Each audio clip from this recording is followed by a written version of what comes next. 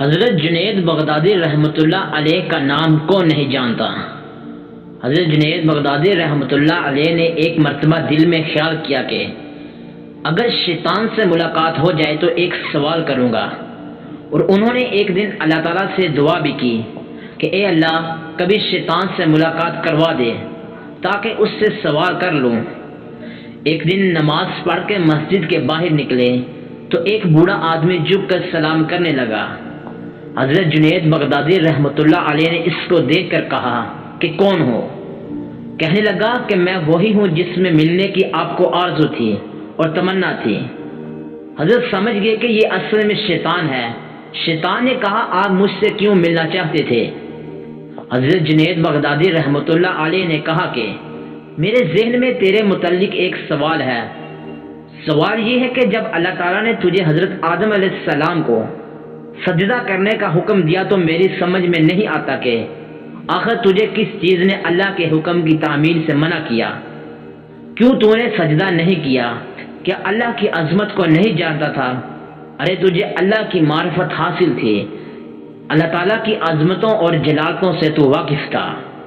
اس قدر اللہ کی قربت رکھنے کے باوجود جب اللہ نے تجھے حکم دیا کہ آدم کو سجدہ کرو تو نے آخر سجدہ کیوں نہیں کیا؟ اس پر شیطان کا جواب کیا تھا وہ سننے کے قابل ہے۔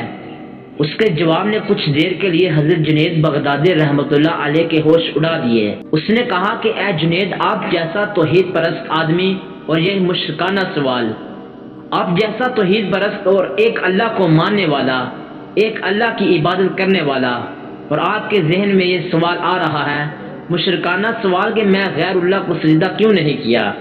کہنے لگا کہ آدم تو غیر خدا تھے، خدا تو نہیں تھے، میں غیر اللہ کو کیوں سجدہ کر لیتا؟ آپ جیسا توحید پرست آدمی ایسا مشرکانہ سوال مجھ سے کر رہا ہے، بڑے افسوس کی بات ہے۔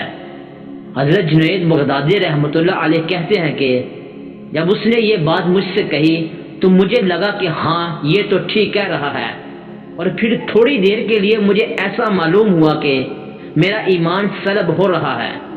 اس لیے میں سناٹے میں پڑ گیا، ہوش و حواس باقی نہ رہے۔